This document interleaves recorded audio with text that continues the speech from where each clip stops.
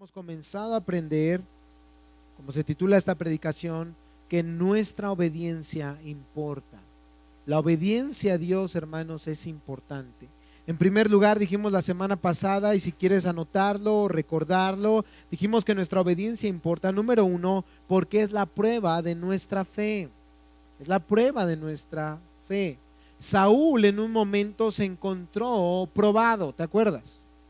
En medio de la guerra contra los filisteos, que eran un enemigo que los superaba en cantidad, los superaba en armamento, los superaba en estrategia militar. Dios probó a Saúl porque él había recibido una indicación de parte de Samuel. Él tenía que esperarlo, ¿verdad?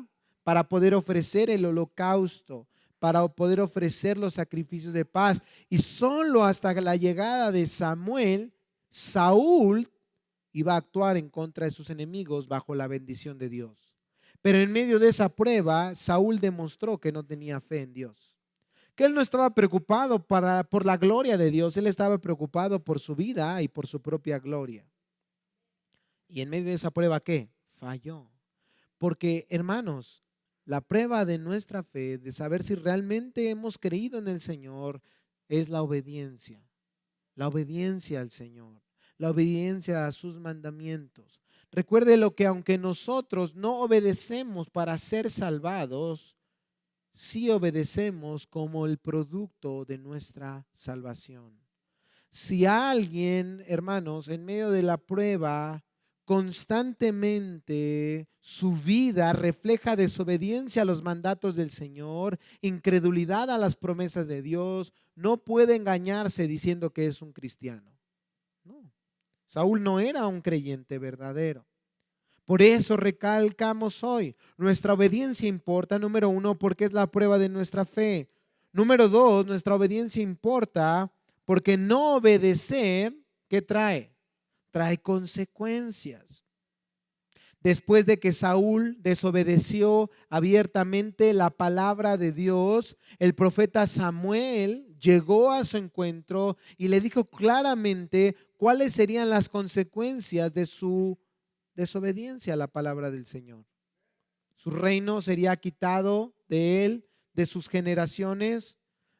Saúl más adelante dejaría de ser rey y sus hijos no heredarían el trono.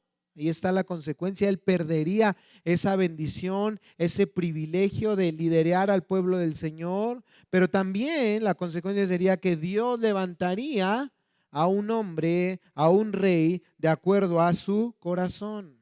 Porque recuerda que Saúl no era un rey conforme al corazón de Dios, era un rey conforme al corazón de ¿quién? De Israel, de la nación israelita. Ellos pidieron un rey, ¿te acuerdas cómo? Como la de las otras naciones. Ellos querían un rey atractivo físicamente, un rey que impusiera, un rey que liderara sus batallas, un rey que les asegurara prosperidad económica, prosperidad política, etcétera, etcétera, etcétera. Y Dios les dio ese rey.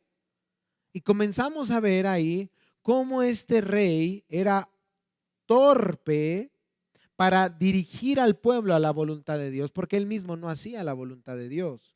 Y eso traía consecuencias no solo al pueblo de Israel, también a Saúl, a su propia vida, porque no obedecer a Dios, hermanos, trae consecuencias. Aun cuando nosotros hemos sido salvados por Dios, hemos sido redimidos por la sangre del Cordero, hemos sido regenerados, sellados con el Espíritu Santo, hermanos, en nosotros está la responsabilidad de obedecer los mandamientos del Señor. Y no obedecer los mandamientos del Señor, hermanos, nos trae consecuencias, porque el camino diferente a la voluntad de Dios es nuestra voluntad.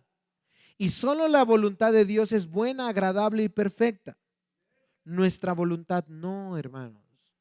Nuestra voluntad, hermanos, nos lleva a un camino solamente de dolor, de destrucción. Y finalmente dice el apóstol Pablo, inspirado por Dios en Romanos capítulo 8, que todos los que vivan para complacer los deseos de la carne van a morir. Esa es una promesa también de parte de Dios. En cambio, los que viven para el Espíritu, los que mortifican los deseos de la carne a través del poder del Espíritu Santo. ¿Cuál es la promesa? Vivirán. Esa es la promesa. Entonces, hay consecuencias también. Ciertamente Dios es el Rey soberano, ciertamente Dios es el Salvador, pero nosotros, hermanos, somos responsables. Necesitamos examinar nuestra vida y ver en qué áreas de nuestro diario vivir hay desobediencia al Señor, hay un desapego de la voluntad de Dios, hermanos, y comenzar a arrepentirnos, a darle la espalda al pecado a través del poder del Espíritu Santo, a través de la ayuda de Dios y comenzar a vivir en integridad. Pero mire la bondad de Dios, porque dijimos la semana pasada, la obediencia a Dios es importante porque es la prueba de nuestra fe, porque no obedecer trae consecuencias, pero el punto número 3 nos muestra la gracia de Dios en medio de todo esto. Dijimos que la obediencia a Dios importa, en tercer lugar, porque es Dios quien la produce en nuestros corazones. Saúl no era otra cosa más que la respuesta de Dios a las peticiones del corazón de Israel. ¿Están de acuerdo? Y en medio de esa guerra en contra de los filisteos, lo que merecía Saúl a causa de su desobediencia y lo que merecía Israel a causa de su pecado en contra de Dios era la muerte. Era que Dios, hermanos, los entregara en manos de los filisteos. ¿Se acuerdan? Pero ¿qué fue lo que pasó? Dios en su misericordia levantó a un joven que sí creía la palabra de Dios, que sí tenía un corazón temeroso y obediente al Señor. Vamos a leer entonces a partir del capítulo 14 hasta donde nos quedamos y de ahí continuamos. Ya vimos este punto número 3, vamos a recordarlo con la lectura y después continuamos, pero antes hagamos una pequeña oración. Padre, aquí estamos hoy delante de ti, Señor. Venimos, Señor, deseosos de escuchar tu palabra. Y si no lo estamos, hoy, Padre, pone en nosotros un corazón dispuesto a oír tu voz. Háblanos, Señor, a través del poder de tu Espíritu Santo, Señor. Transforma, Señor, nuestra vida, porque aún lo necesitamos a la semejanza de Cristo a través de tu palabra. Que Cristo hoy sea glorificado y honrado a través de corazones, Señor, dispuestos a obedecer, dispuestos a venir a ti en arrepentimiento y fe, dispuestos a reconocer que sin ti no podemos, pero, Señor, que lo que para los hombres es imposible, para ti no hay nada imposible. Es en el nombre precioso de Jesús que oramos. Amén y amén. Capítulo 14 del libro de Samuel, a partir del versículo 1, dice: y aconteció que un día Jonatán, hijo de Saúl, dijo al joven que llevaba su armadura: ven y pasemos a la guarnición de los filisteos que está al otro lado. Pero no se lo hizo saber a su padre.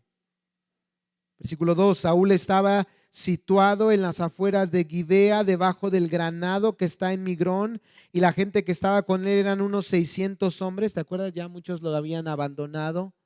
Estaban temerosos de los filisteos porque los filisteos los superaban. Su ejército era como la arena del mar. ¿Te acuerdas que así lo describe el capítulo anterior? Y Ahías, hijo de Ahitob, hermano de Icabod, hijo de Finés, hijo de Elí, el sacerdote del Señor en Silo, llevaba un efod. El pueblo no sabía que Jonatán se había ido. Y entre los desfiladeros por donde Jonatán intentaba cruzar a la guarnición de los filisteos, había un peñasco puntiagudo por un lado y un peñasco puntiagudo por el otro lado. El nombre de uno era Boses y el nombre del otro Sene. Uno de los peñascos se levantaba al norte frente a Migmas y el otro al sur frente a Geba. Jonatán dijo al joven que llevaba su armadura: ven y pasemos a la guarnición de estos que incircuncisos. Quizá el Señor obrará por nosotros, pues el Señor no está limitado a salvar con muchos o con pocos. Te observas la declaración, ¿te acuerdas? Una declaración de fe, una declaración de confianza en el Señor, una declaración que provenía de un creyente, de alguien que entendía la relación con Dios de pacto. Por eso llama a estos hombres incircuncisos. Y él habla del poder de Dios que no está limitado. El Señor no necesita de nada ni de nadie para salvar a su pueblo. Sin embargo, en su misericordia se complace de personas que confían en Él y los usa para traer bendición al pueblo de Dios. Versículo 7, y su escudero le respondió: haga todo lo que tenga en su corazón, vea, aquí estoy con usted a su disposición.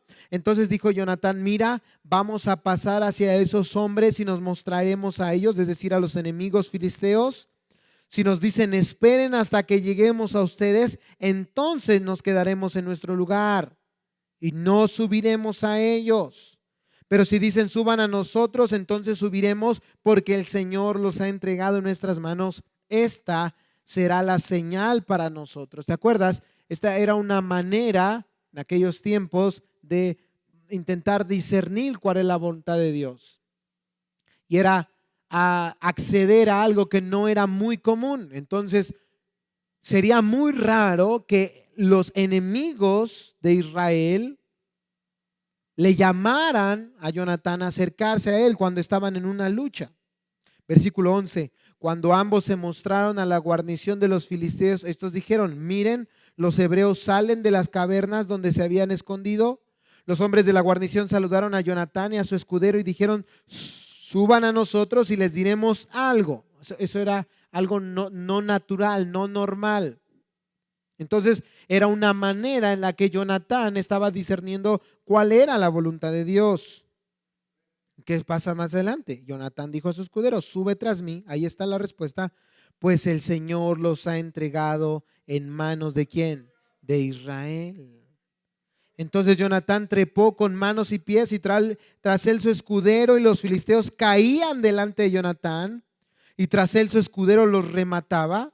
La primera matanza que hicieron Jonatán y su escudero fue de unos 20 hombres en el espacio de media yugada de tierra. Hubo estremecimiento, dice el 15, en el campamento, en el campo y entre todo el pueblo. Aún la guarnición y los de la avanzada se estremecieron y la tierra tembló. Fue un gran ¿qué? Un gran temblor. Algo que demostraba que Jonatán y su escudero no estaban solos. La presencia de Dios estaba con ellos. A la presencia de Jehová tiembla la tierra, dice la escritura. Versículo 16, los centinelas de Saúl que estaban en Gibea de Benjamín vieron que la multitud se dispersaba e iban en todas direcciones.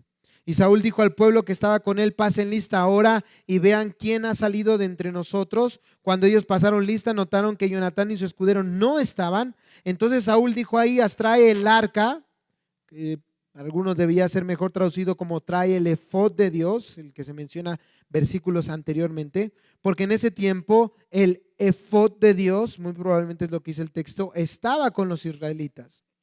Y sucedió que mientras Saúl hablaba con el sacerdote, el alboroto en el campamento de los filisteos continuaba y aumentaba. Entonces Saúl dijo al sacerdote: retira tu mano. Y Saúl y todo el pueblo que estaba con él se agruparon y fueron a la batalla, y vieron que la espada de cada filisteo se volvía contra su compañero, y había una ¿qué?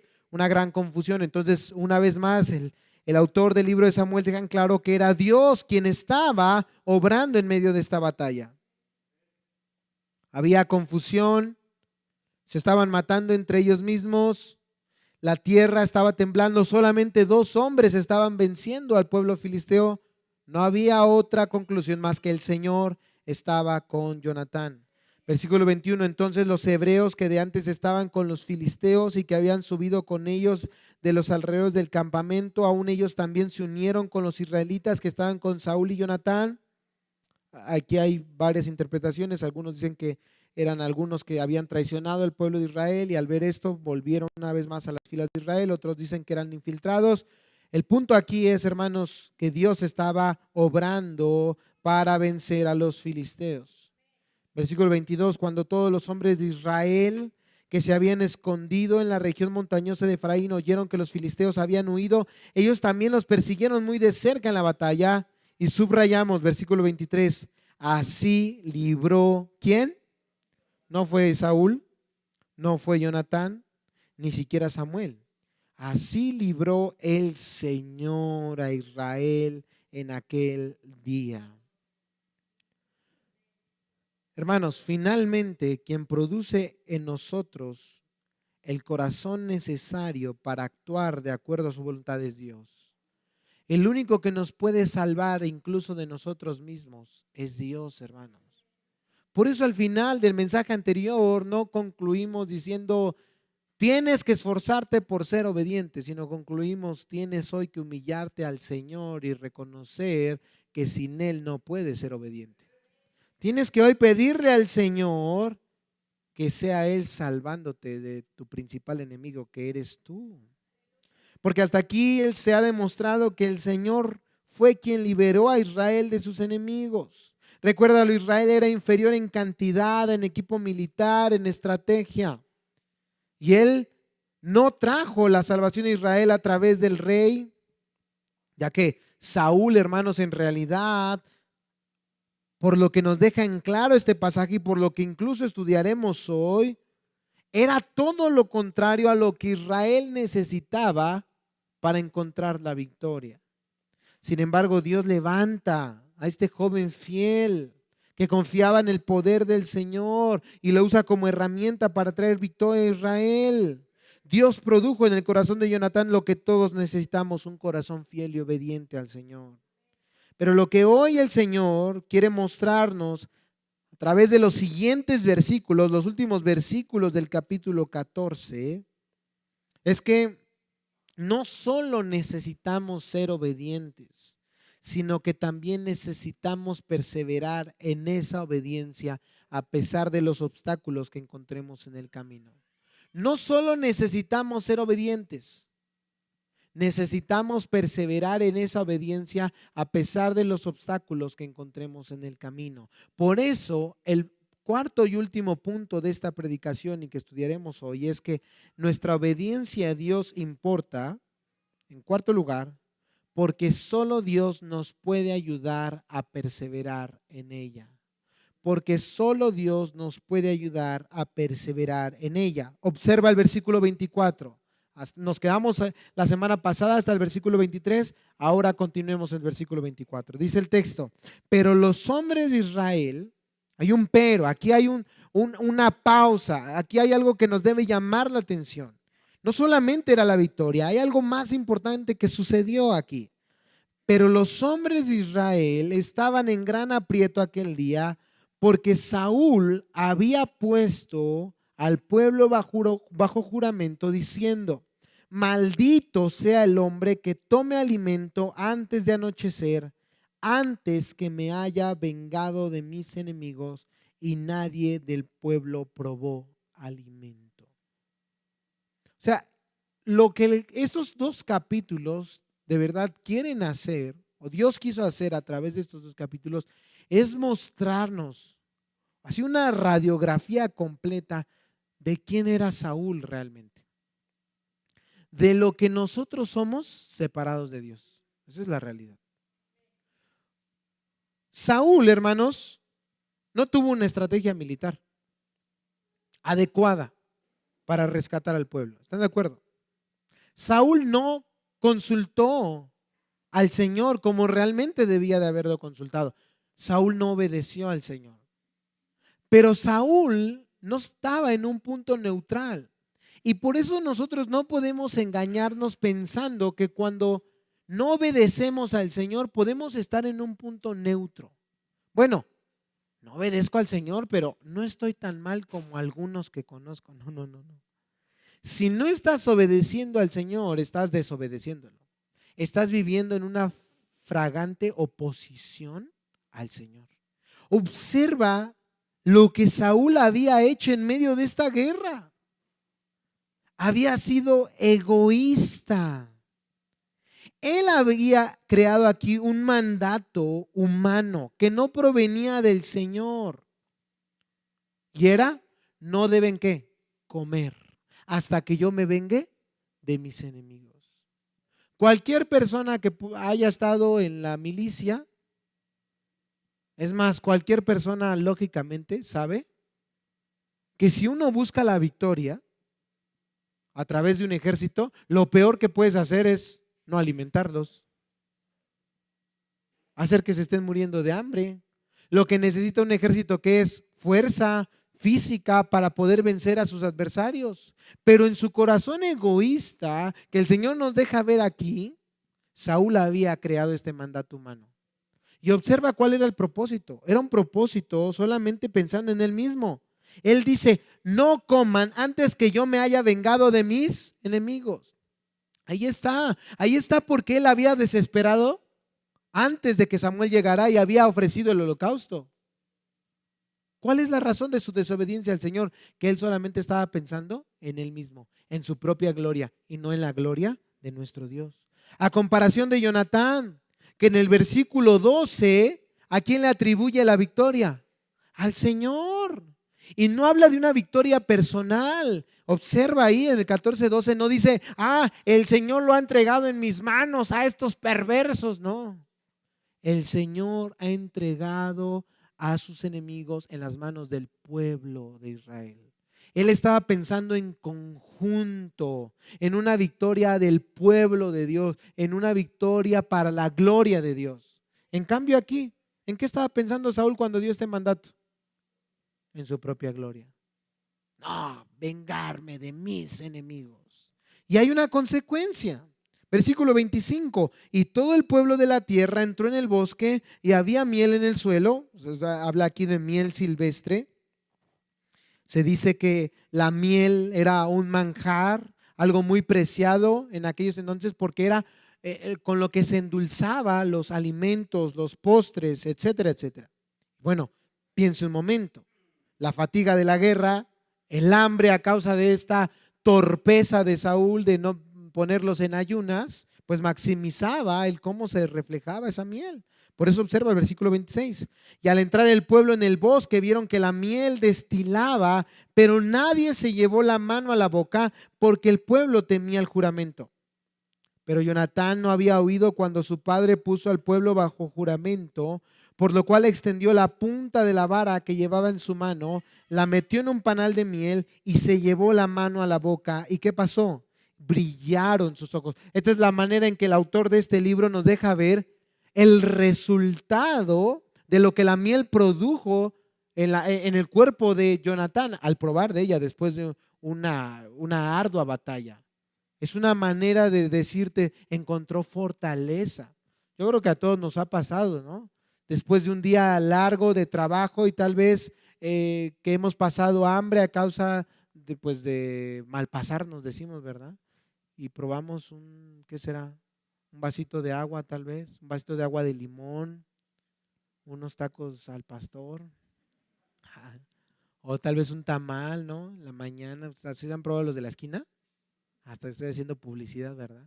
Así cuando las rajas, las cortas y cómo las rajas se abren y el quesito. Y nos brillan los ojos, ¿a poco no? Después de la probada. Bueno, así Jonatán se vio fortalecido. Versículo 28. Entonces uno del pueblo le dijo, tu padre puso bajo estricto juramento al pueblo y dijo, maldito sea el hombre que tome alimento hoy. Y observa, el autor del libro de Samuel dice, y el pueblo estaba desfallecido. O sea, estaban estas dos verdades. Jonatán comiendo de la miel, viéndose fortalecido en ignorancia, no sabía lo que su padre neciamente había ordenado, pero el resultado del mandamiento tan necio, ¿cuál era? El pueblo estaba desfallecido. Los soldados, hermanos, estaban totalmente decaídos a causa del hambre. Versículo 29, entonces Jonatán dijo, mi padre ha traído dificultades a esta tierra. Vean ahora cómo brillan mis ojos porque probé un poco de esta miel. ¿Cómo sería si el pueblo hubiera comido hoy libremente del despojo que encontraron de sus enemigos? Pues hasta ahora la matanza entre los filisteos no ha sido grande.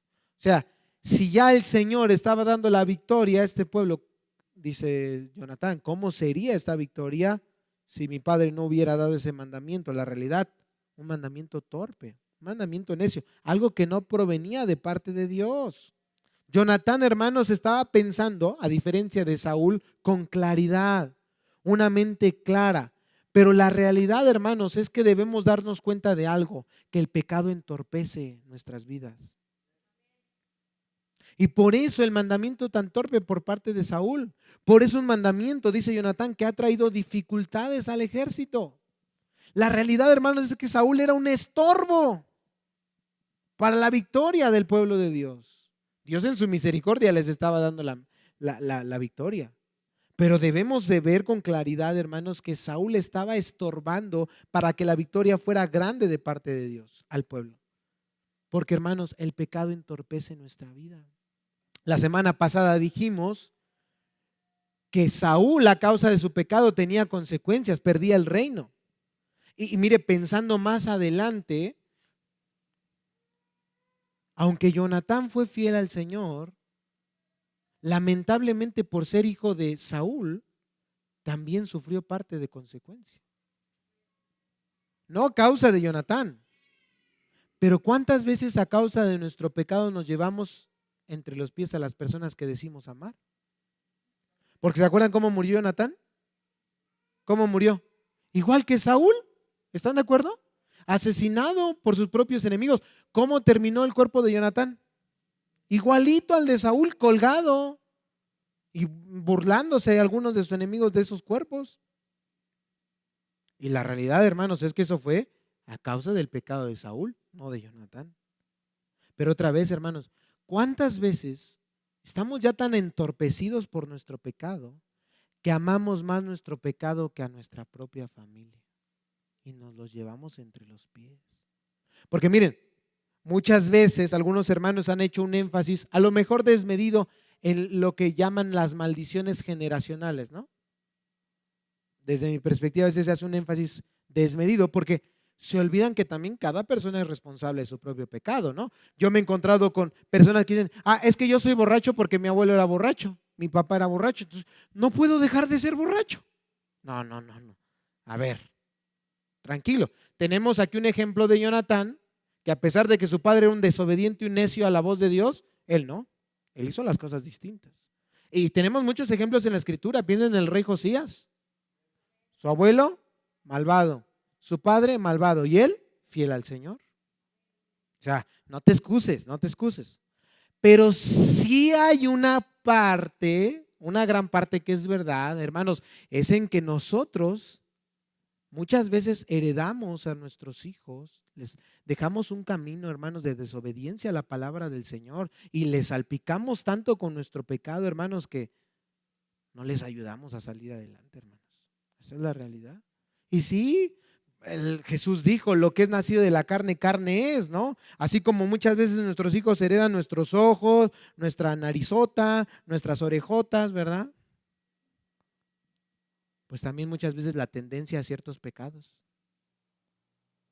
Y en lugar de hacer algo, hermanos, de ayudarles, así en un sentido, romper esas tendencias pecaminosas a través del poder del Evangelio, porque ese es el poder del Evangelio, ¿eh?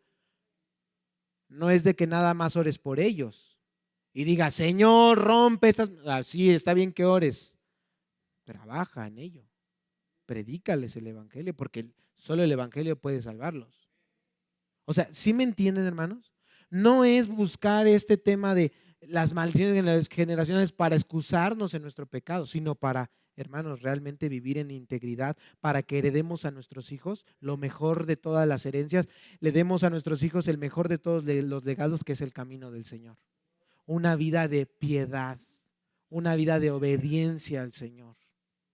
Si tenemos que orar por nuestros hijos, sí, pero también tenemos que educarlos, criarlos, amonestarlos en el temor del Señor, en la palabra del Señor, y no excusarlos. Hijo borracho. Hola, mi hijo el borrachito, porque yo también soy el borrachito. Eso no es un ejemplo, ¿eh? Yo soy lujuriento porque pues mi papá también era lujuriento.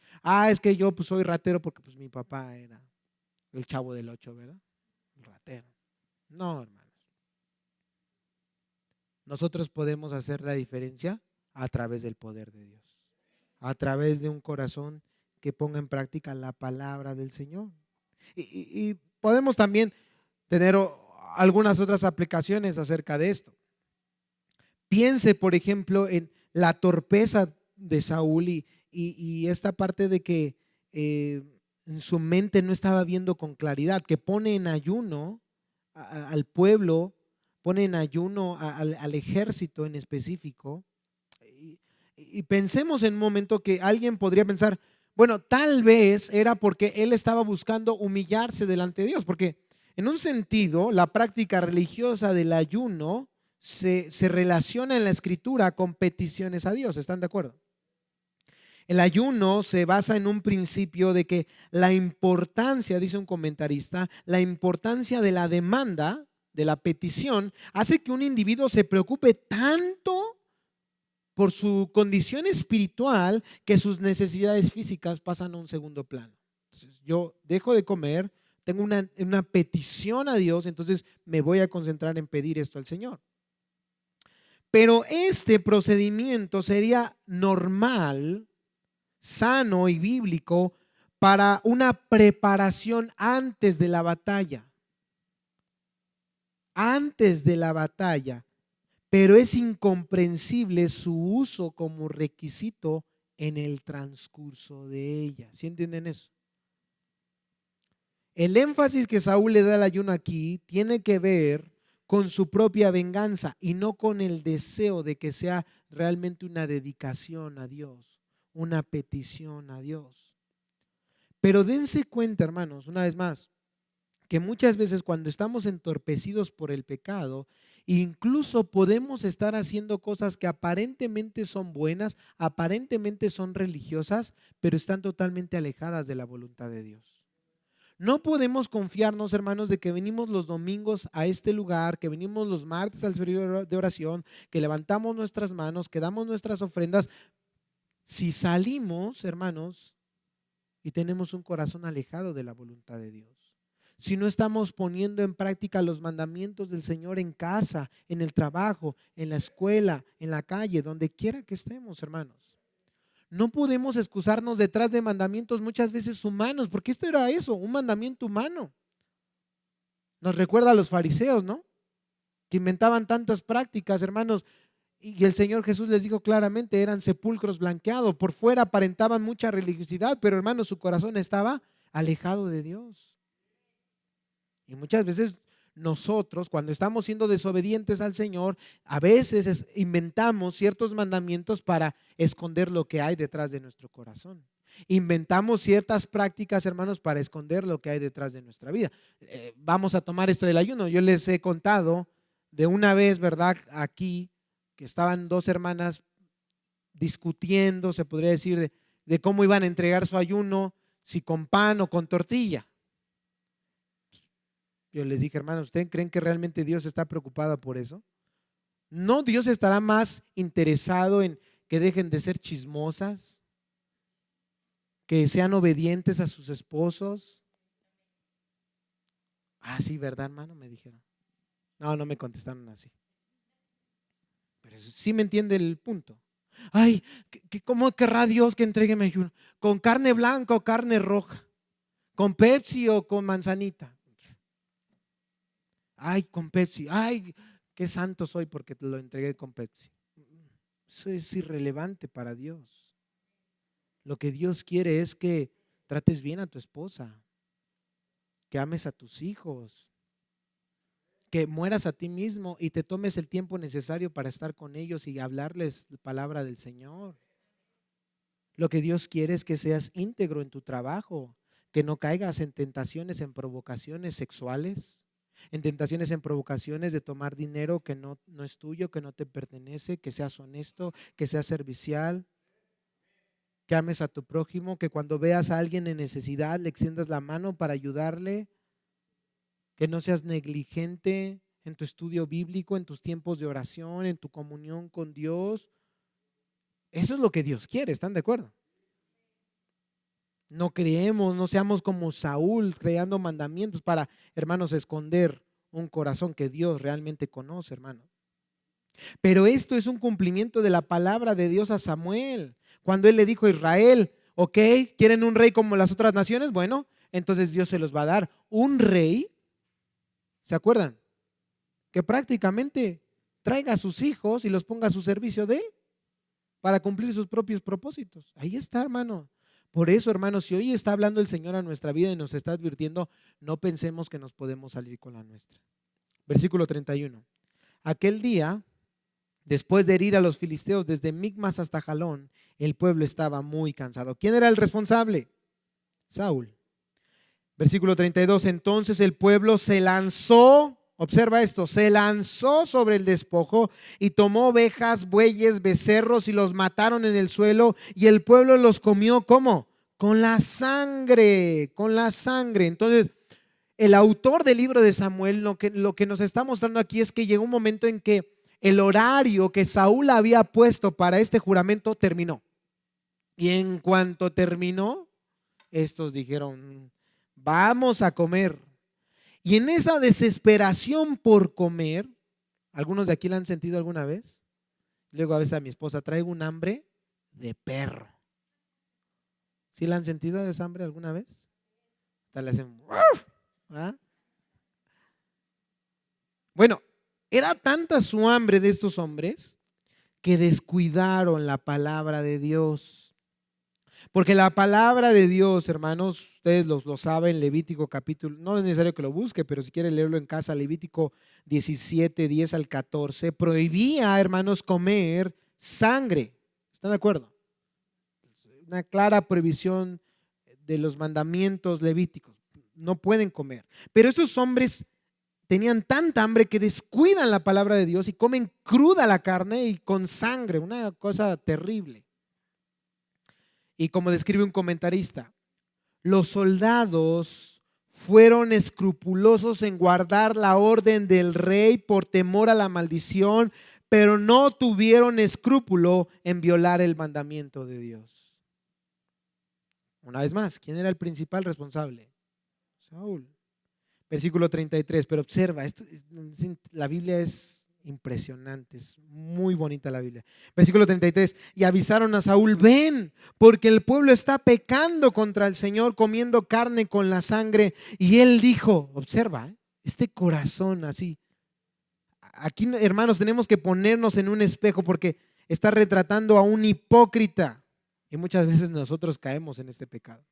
Y él dijo que han obrado pérfidamente. O sea, casi, hermanos, se persinó. ¡Ay, pecadores! ¿Te das cuenta? Porque muchas veces somos así. Somos prontos para ver el pecado en los demás, pero lentos para ver el pecado en nosotros. Somos prontos, dijo Jesús, para ver la astilla que está en el ojo de nuestro hermano, pero lentos para ver el tronco que tenemos atravesado. Hermanos, no debemos ser así. El principal responsable de que ellos estuvieran obrando pérfidamente, que estuvieran obrando en contra de la palabra de Dios, que estuvieran pecando contra el Señor, era él, pero no se dio cuenta de eso. No, pecadores ellos. Él no. Tráiganme una piedra grande inmediatamente, dice, ¿verdad? Y Saúl añadió, dispérsense entre el pueblo y díganles, tráiganme cada uno de ustedes su buey, su oveja, mátenlos aquí, coman, pero no pequen contra el Señor comiendo carne con sangre. Y aquella noche todo el pueblo trajo cada cual su buey consigo y los mataron allí, y edificó Saúl un altar al Señor. Este fue el primer altar que él edificó al Señor. Entonces, degollados los animales en esta piedra, pues se permitía que la sangre corriera por completo, el animal se desangrara, y entonces el animal podía ser cocido y ser comido de acuerdo a los mandamientos del Señor. Y por un momento, al ver esto de la piedra y al final la edificación del altar, podríamos caer en el propósito por el cual Saúl hacía todo esto, engañar. Podríamos ser engañados y pensar que Saúl trató aquí de agradar a Dios. Pero recuérdalo, hermanos, por mucho que hagas altares, o que vengas a un altar, o que cantes alabanzas, o que des ofrendas, o que hagas lo que hagas, Dios conoce tu corazón. Esa es la realidad. Y observen, si hasta aquí se acaba el capítulo, podríamos decir, bueno, Saúl buscó a Dios al final, pero no. Los siguientes versículos nos demuestran lo que realmente había en el corazón de Saúl. Estos versículos hasta aquí nos demuestran una actitud externa de un hipócrita, espantado ante los pecados de los demás, pero ciego hasta su propio pecado. Activo para hacer un altar al Señor, pero ciego, hermanos, para realmente poner un altar en su corazón y vivir en obediencia a Dios todos los días de su vida. Versículo 36, aquí está el verdadero corazón de Saúl. Entonces Saúl dijo, descendamos contra los filisteos de noche, tomemos despojo de entre ellos hasta el amanecer y no dejemos ni uno de ellos. Y ellos dijeron, haz lo que te parezca bien. Una vez más observa, ¿él está pensando en el pueblo? Uy, acaban apenas de comer, están todos desfallecidos y ya los quieres mandar otra vez a la guerra. Porque ¿te acuerdas qué había en su corazón versículos anteriores? Él quería vengarse de sus enemigos. Él no estaba pensando en el pueblo, él no estaba pensando en la gloria de Dios, él seguía pensando en sí mismo. Y muchos tienen esta actitud de Saúl, aparentemente buscan a Dios, pero a veces no buscan a Dios por quién es Dios, sino por lo que Dios puede darles. Y muy probablemente este altar que Saúl edificó al Señor tenía ese propósito. Permíteme vengarme de mis enemigos. No, hermanos, no podemos buscar a Dios por lo que Él nos da, solamente debemos buscar a Dios por quién es Él. Y Él, hermanos, no solamente debe ser el Salvador de nuestra vida, sino también el Señor. Debemos hacer su voluntad, cueste lo que cueste. Para que no nos pase como a muchos que dicen, bueno, es que ahora que estoy buscando de Dios me va más mal. Bueno, es que para ti, ¿qué es el bien? Porque el salmista decía, el bien para mí es buscar a Dios y hacer su voluntad. Para que en medio de la prueba y la dificultad puedas seguir buscando al Señor. Porque tú no lo buscas por lo que Él te da, tú lo buscas por quién es Él. Saúl seguía pensando en su venganza egoísta, en su propia gloria. ¿Ustedes creen que él iba a recibir la bendición de Dios? El texto lo deja en claro. Entonces el sacerdote dijo, acerquémonos a Dios aquí. ¿De quién vino la iniciativa de consultar al Señor? ¿De Saúl? No, de alguien más, del sacerdote. 37, y consultó Saúl a Dios, descenderé contra los filisteos. Observa la petición, los entregarás en manos de Israel, pero él no le contestó en aquel día. Hermanos, Dios no responde a Saúl porque Él conoce su corazón y Él está mostrando que Él lo ha rechazado. Él lo ha rechazado ya. ¿A causa de qué? De su desobediencia, hermanos. Esto es lo más terrible de todas las cosas, el rechazo de Dios. Por eso yo te digo a ti que me escuchas hoy, si tú no has creído en el Señor Jesucristo verdaderamente, este es el peor de todos los castigos. Sin Cristo estamos muertos espiritualmente, estamos alejados de Dios. Pero un día aquellos que no hayan creído en Él y se hayan arrepentido de sus pecados van a recibir como galardón, como recompensa, la muerte eterna. Estar separados de Dios, de su presencia bondadosa por toda la eternidad. Pero si hoy estás escuchando esto y te das cuenta que tu corazón es desobediente a la palabra del Señor y por lo tanto refleja incredulidad, no es porque el Señor quiera que te pierdas, es porque el Señor quiere que te arrepientas, que le des la espalda al pecado y que confíes en Cristo como el único y suficiente Salvador de tu vida, como el único que sí ha podido obedecer a Dios completa y perfectamente, para que sea Él el que produzca a ti un corazón nuevo que ahora sí pueda obedecer al Señor. No en tus fuerzas, sino en las fuerzas del Señor. Versículo 38. Y Saúl dijo, acérquense aquí todos ustedes, jefes del pueblo, y averigüen y vean cómo este pecado ha acontecido hoy. O sea, hay un pecado por el cual el Señor me contestó. ¿De quién el Señor no me contestó? ¿De quién será ese pecado? ¿Te das cuenta? Ciego totalmente a su desobediencia, hermanos. ¿Cuántas veces somos así nosotros? Y le echamos la culpa a este, a aquel, a aquellos. No, hermanos, los principales responsables de que estemos como estemos somos nosotros. Versículo 39, porque vive el Señor. Una vez más observa la torpeza de este hombre que libra a Israel, que aunque la culpa esté en mi hijo Jonatán, ciertamente morirá. Pero nadie en todo el pueblo le respondió. Entonces, Saúl estaba indignado a causa del pecado que había provocado que el Señor le rechazara. Una vez más, él estaba ciego a la realidad de que él era el culpable de la indignación de Dios. Y aquí vemos un celo no por la obediencia a los mandatos del Señor, sino por la obediencia al mandato que él había establecido de no comer hasta que él se vengara de sus propios enemigos. Y es aquí cuando debemos entender que en realidad Jonatán era inocente de toda culpa. En primer lugar, porque él había transgredido un juramento por desconocimiento, no con alevosía. Pero en segundo lugar, muy importante, porque ese juramento no había sido dado por Dios, sino por la voluntad humana de Saúl.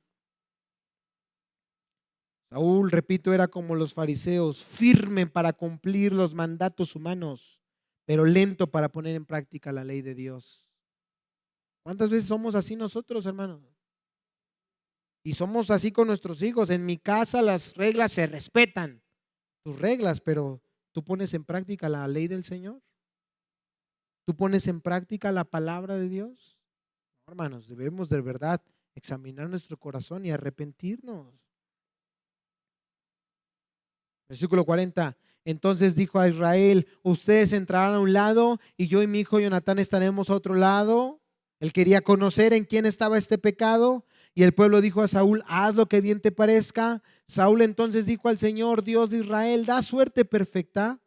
Mire, Dios en su soberanía permite esto. Y fueron señalados Jonatán y Saúl. El pueblo entonces queda libre de la culpa. Versículo 42. Y Saúl dijo: echen suertes entre mí y Jonatán, mi hijo. Y Jonatán entonces es que señalado. O sea, Dios, hermanos, no sabemos cuál sea la razón, pero Dios en su soberanía permitió que a través de la suerte fuera seleccionado Jonatán, muy probablemente para seguir mostrando la insensatez de Saúl, porque observa, versículo 43, dijo pues Saúl a Jonatán: cuéntame lo que has hecho. Y Jonatán le respondió: en verdad probé un poco de miel con la punta de la vara que tenía en la mano. Aquí estoy, ¿debo qué? Morir. Observa una vez más. Va a haber una comparación entre Jonatán y Saúl. Jonatán humildemente reconoce que ha transgredido un juramento y él dice: debo morir. Y observa la necedad de Saúl, versículo 44, y dijo Saúl: que Dios me haga esto y aún más, o sea, sino que yo muera, pues ciertamente que morirá Jonatán. O sea, en vez de darse cuenta hasta qué punto estaba llevando su mandamiento necio, insensato, su desobediencia al Señor, a poner en riesgo la vida de su propio hijo y en ese momento arrepentirse, no. Bueno, si fuiste entonces tú, vas a morir. Un corazón totalmente duro, necio, terco, insensible.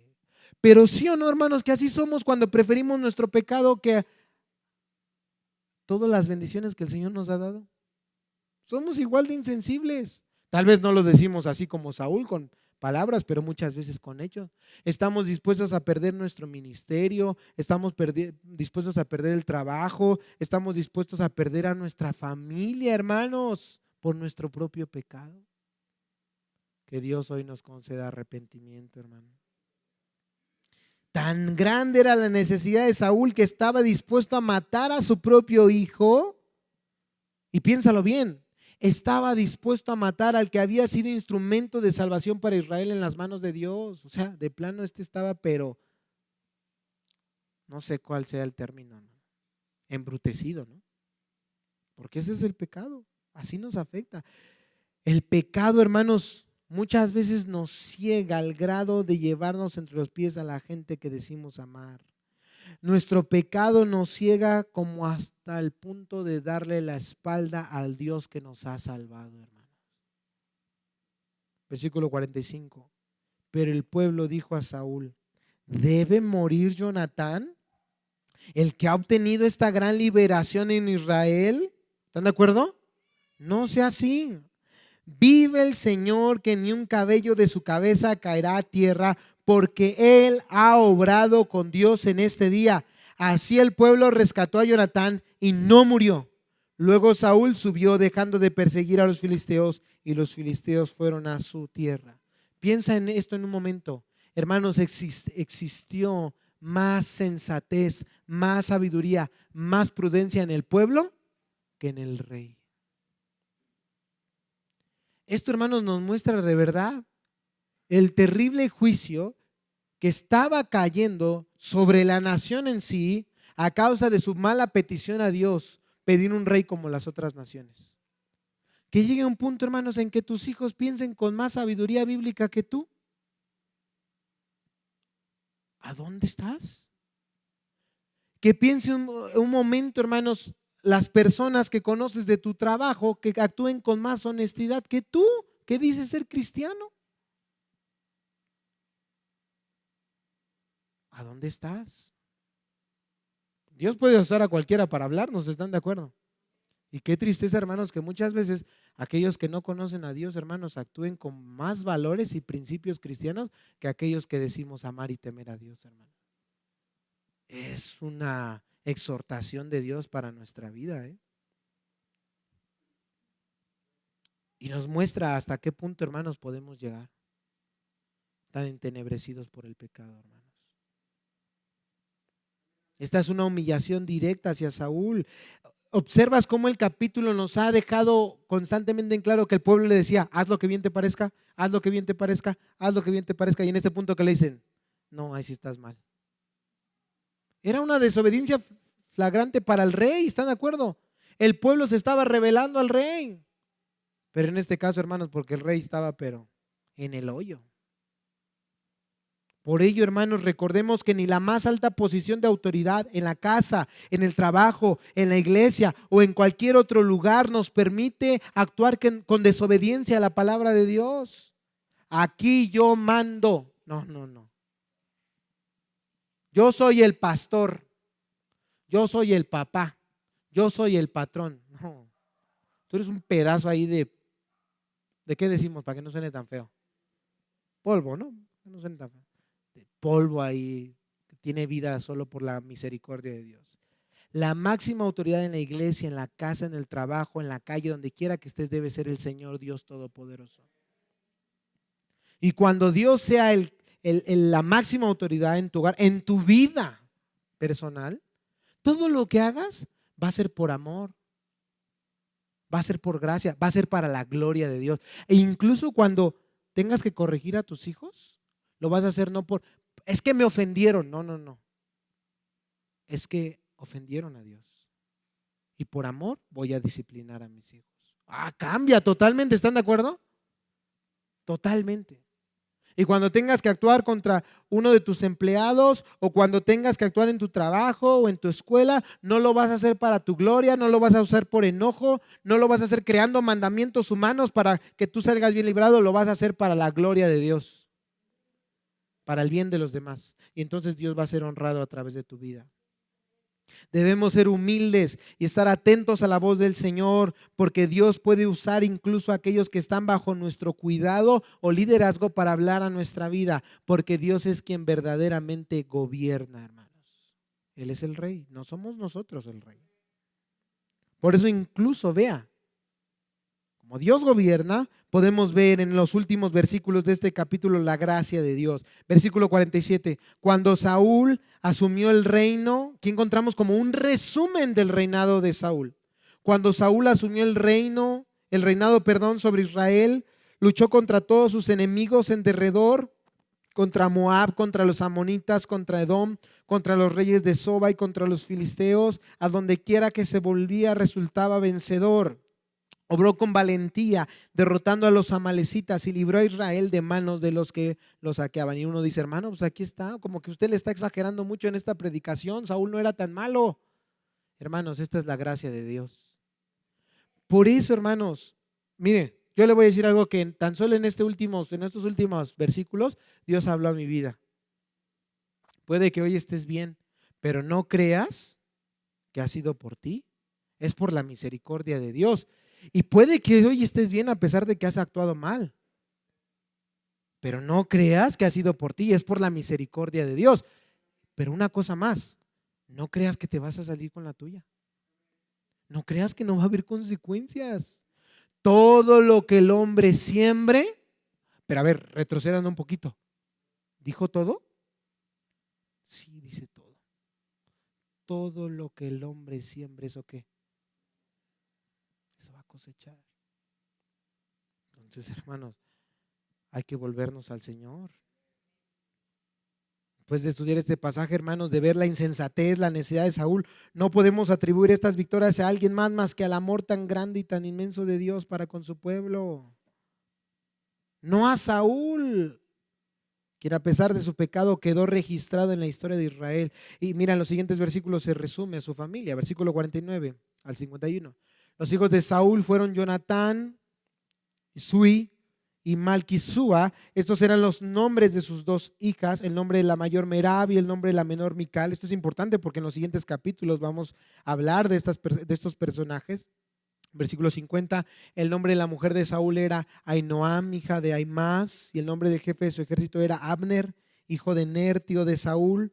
Cis, padre de Saúl, y Ner, padre de Abner, eran hijos de Abiel. Pero ojo al último comentario.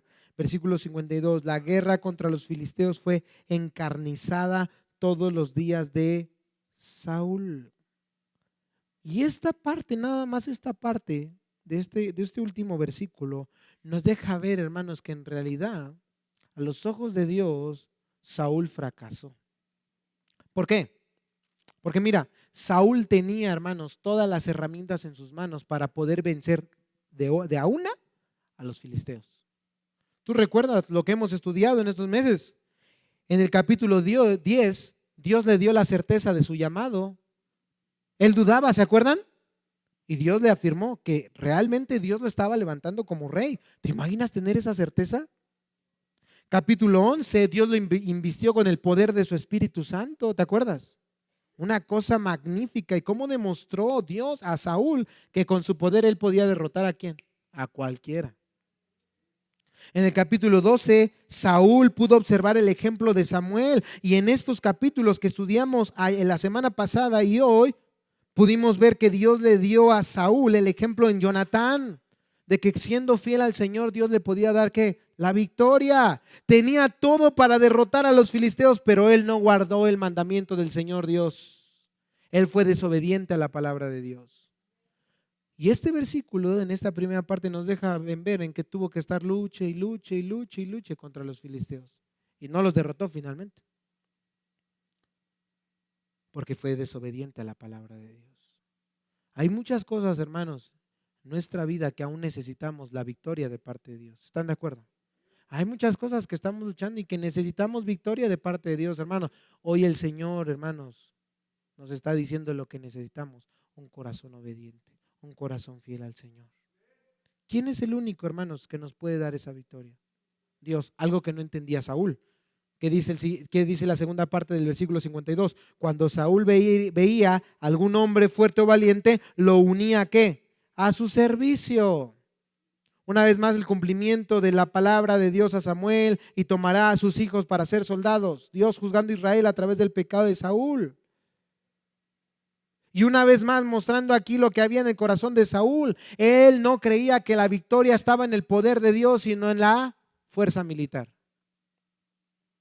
Yo te pregunto hoy, ¿tú hoy qué concluyes?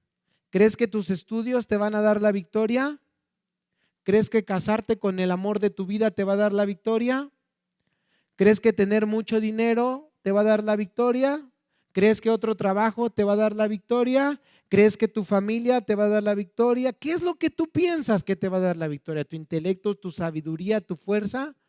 Si tú crees todo eso hoy, hermanos, es tiempo de que nos arrepintamos y nos demos cuenta que solo Dios nos puede dar la victoria a través de Cristo.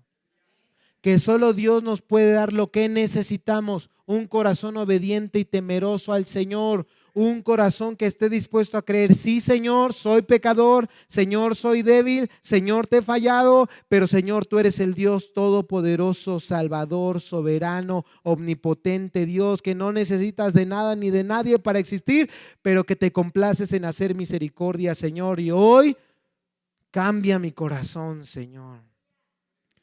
Como decía Tomás de Aquino, ¿no? Te he pedido tantas cosas, pero solamente hoy te pido un corazón puro. Un corazón puro, Señor. Porque Dios en su misericordia, a pesar de que juzgó a Israel a través del pecado de Saúl, levantó a un hombre de fe, que no confiaba en sí mismo, que no buscó su gloria en la venganza,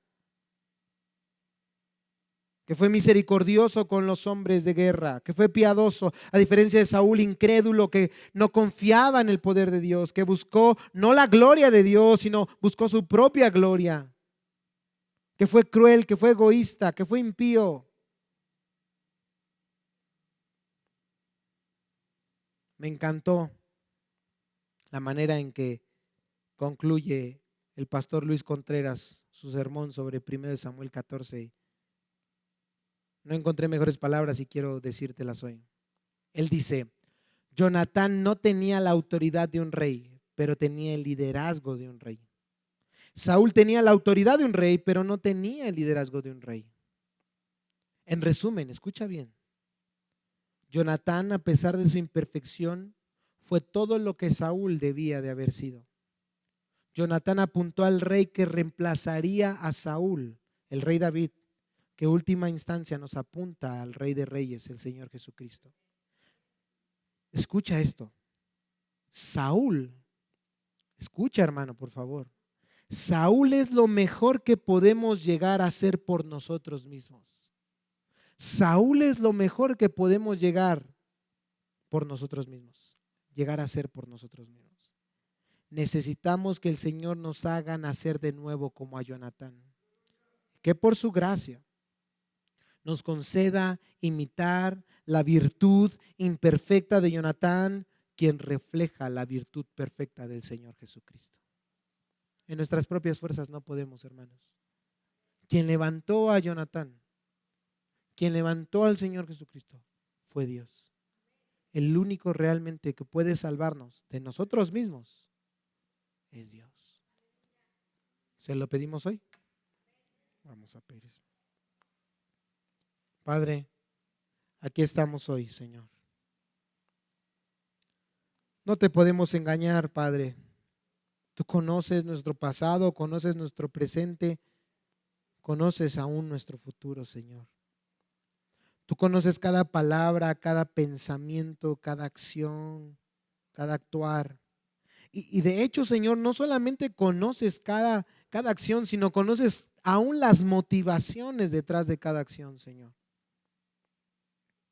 Padre, sin ti estamos destinados a ser como Saúl, aferrados, Señor, a nuestro pecado, aferrados a nuestro egoísmo, aferrados a nuestros planes, nuestros propósitos, a nuestros mandamientos.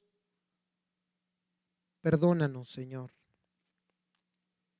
porque muchas veces a lo largo de la semana no nos damos cuenta de esto y no te buscamos, Señor, diariamente para dejar de depender de nosotros mismos y comenzar a depender de ti.